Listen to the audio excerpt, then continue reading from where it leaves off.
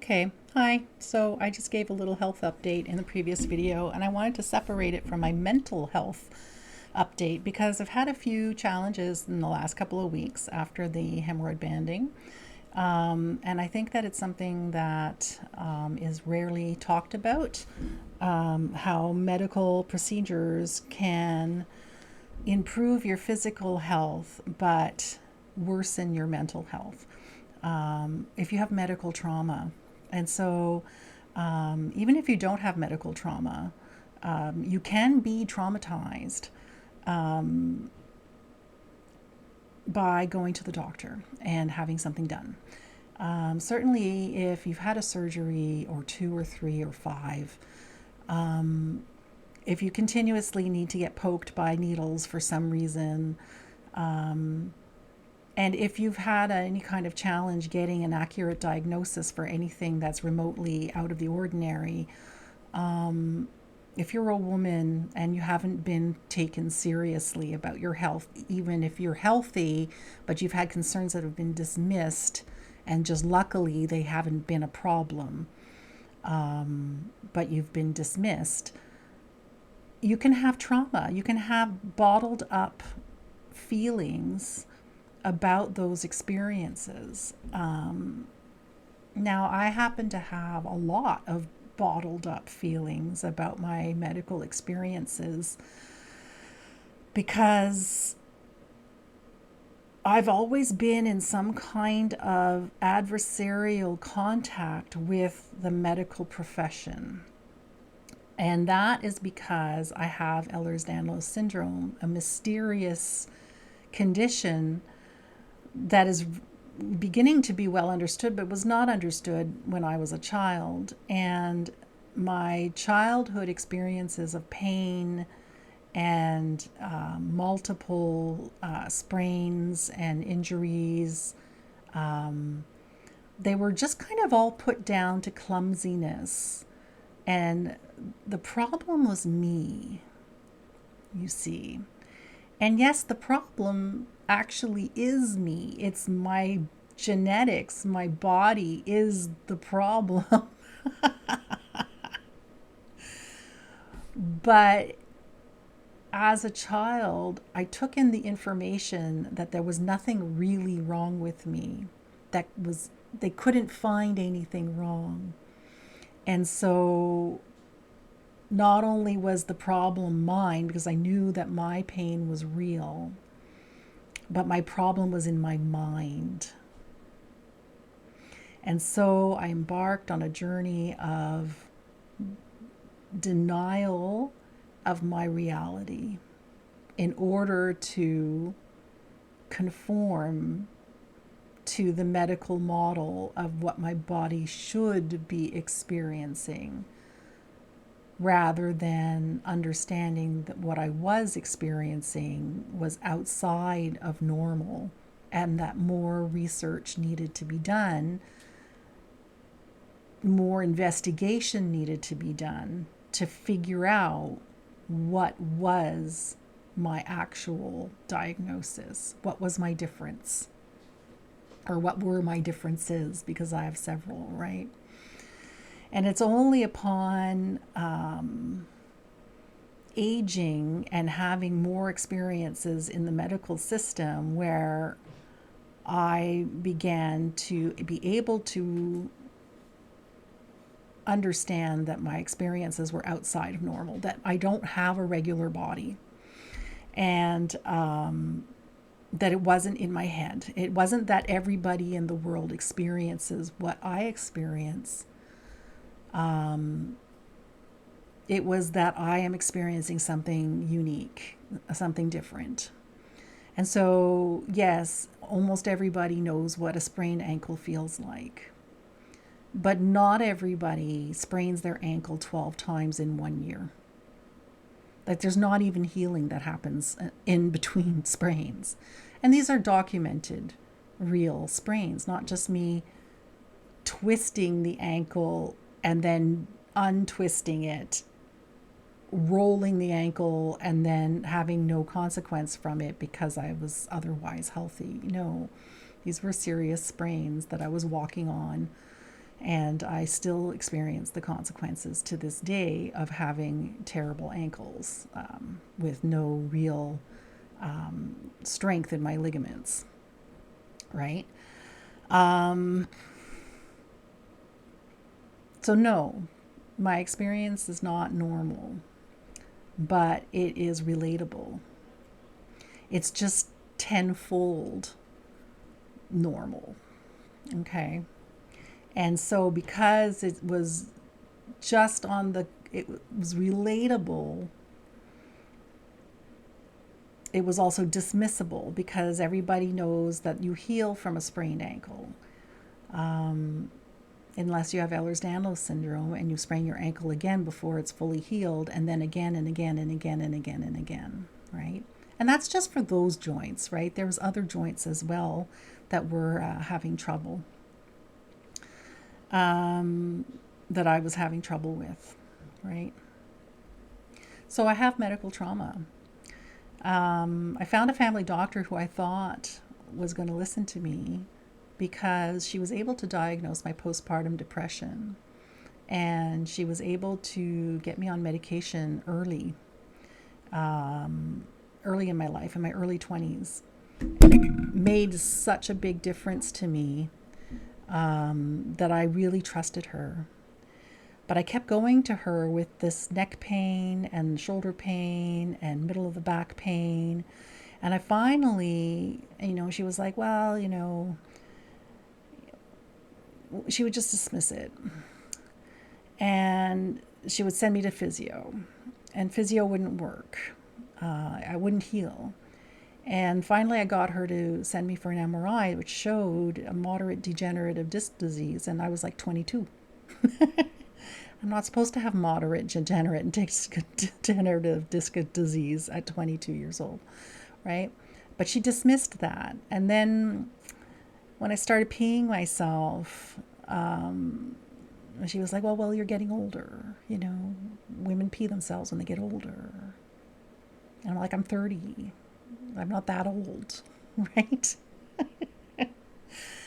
But so I spent a lot of years with her being dismissed and not having my small afflictions treated. Everything was psychosomatic. And I believed her.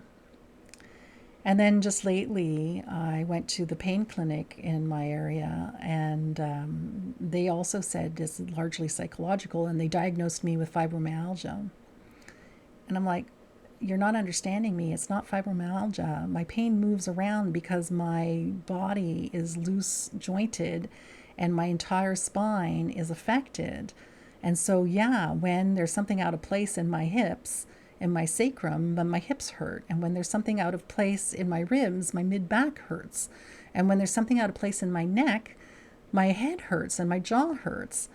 But that's not trigger point pain from fibromyalgia.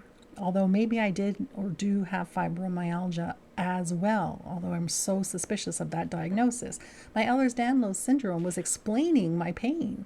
And what I really wanted from them was some actual help for my actual documented problem spots in my actual spine. They weren't able to give it to me. And they said, your problem is that you need a psychiatrist. And I said, yes, I do. I am in complex grief. And I am, at moments, maybe psychotic. Right? Like, I knew that I was very depressed. I was dissociative. And I was not myself. And I needed psychiatric help. And I know that that increases pain, right? But it doesn't erase documented severe degenerative discs and spinal stenosis and root stenosis. What is it called? Anyway, whatever. And radiculopathy, whatever. The down the arms pain and the shooting and the sciatica and all of these things were real, right?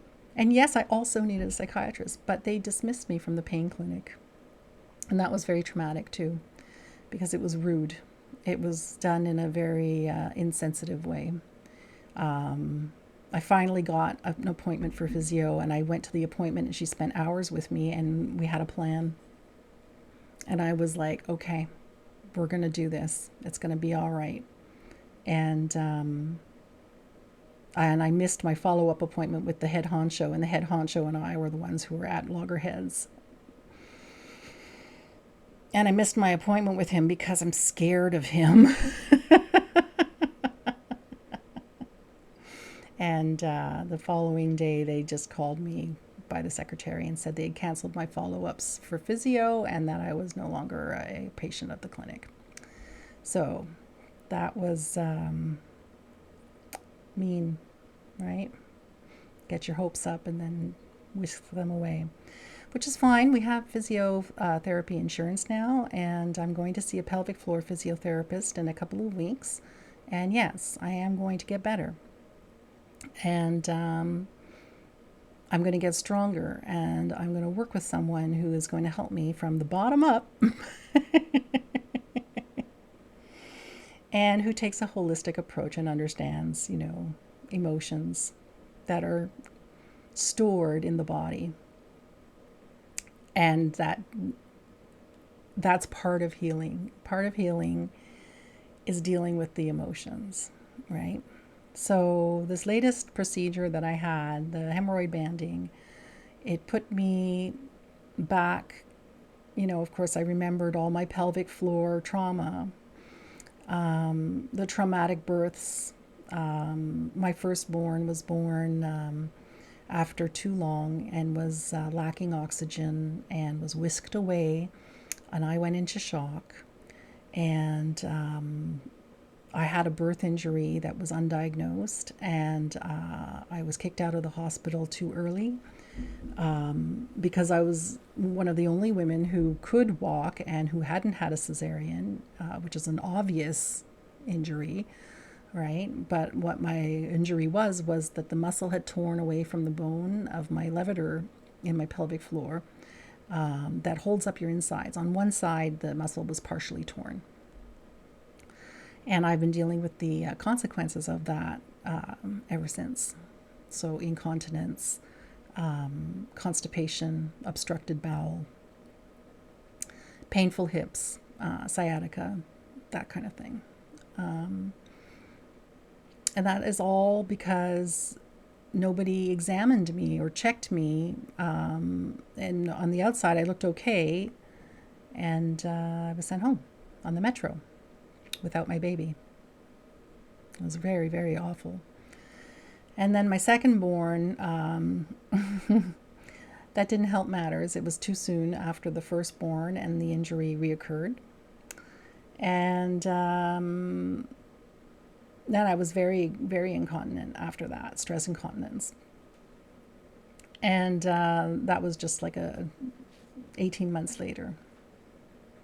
And then from all of that, I got a rectocele, which is the hernia of the vagina. So the vaginal wall was thinned, and the rectum pushes through the vaginal wall into the vaginal canal and out through the opening. So that was bad, and that needed a surgical repair. And then the repair failed, so I needed a second repair. And I was bleeding heavily because of menopause, and that needed to be corrected, so I had a hysterectomy. And when I went for hemorrhoid banding, I have a lot of stored emotion around the fact that I went 20 years undiagnosed pelvic problems. And because I didn't have the physiotherapy that I needed all that time, I ended up with surgeries. And yeah, not cool, And then even when it comes to the hemorrhoid banding, I had I had 3 hemorrhoids banded at this time last year, and 1 banded just recently. And the 3 that were banded last year were so large they were obstructing my defecation. So I had obstructed bowel for about 2 years, a painful obstruction before I went for help. And that's because it's very, very difficult to trust medical professionals with my pelvis. After all of that, who could blame me? But I still needed treatment, right? So the grief is compounded by the trauma is compounded by the grief for the trauma. Anyway, I rested. I rested the last couple of weeks, and I didn't just rest physically, but I rested mentally. I took all of the pressure off myself, including my Buddhist practice. I was like, you know what? I don't have the energy. First of all, I don't have the capacity to sit upright. And I know that I can practice lying down, and I did sometimes, but I couldn't come into my studio and sit in my chair and light my incense and feel my feet on the ground and take a few deep breaths and analyze my emotions. I just wasn't up to it. I was not ready. So today I'm restarting. I feel okay. I feel well rested. I feel like I took the time I needed to go underground and to take the pressure off myself to perform or to hold myself up to a certain standard, and I healed. I feel okay. I really do. And I'm still astonished at what rest can do. Like, you don't have to do anything to heal. You only have to not do stuff. Who knew? Not do stuff, but not be dismissed. There's a difference. All right. So that's my mental health update. I'm healthy and I'm happy and I'm learning. All right. Thank you for listening. I'll see you later. Bye now.